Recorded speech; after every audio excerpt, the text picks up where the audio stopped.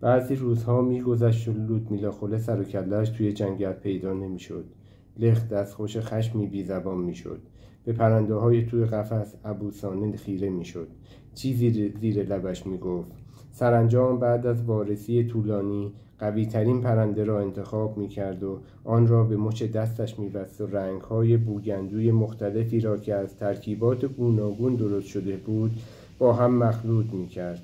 هنگامی که از رنگ‌ها راضی می‌شد، لخت پرنده را برمی‌گرداند و بالهای سر و سینه‌اش را با رنگ نقاشی می‌کرد تا اینکه از یک دسته گل وحشی هم رنگین‌تر و درخشان‌تر می‌شد.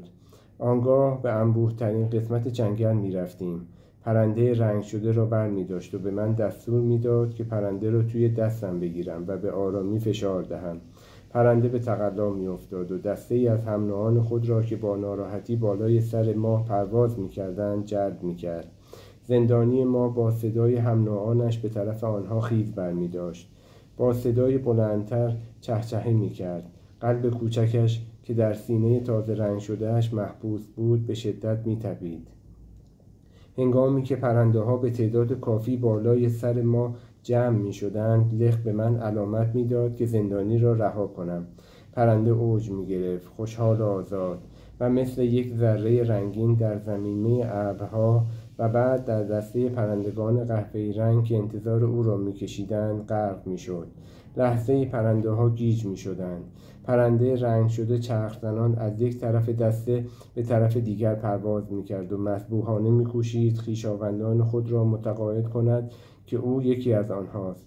پرنده‌ها که حیران رنگ‌های زیبای پرنده شده بودند، در اطراف او بدون اینکه متقاعد شده باشند پرواز می‌کردند.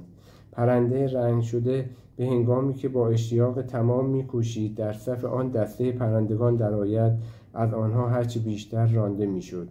بلافاصله بعد از این ماجرا ما می‌دیدیم که چگونه پرنده‌ها یکی پس از دیگری برای حمله وحشیانه از دسته خود جدا می‌شوند. چیزی نمی‌گذشت که آن شکل پررنگ جایش را در آسمان گم می‌کرد و روی زمین می‌افتاد. معمولاً وقتی که بالاخره پرنده رنگ شده را پیدا می‌کردیم مرده بود.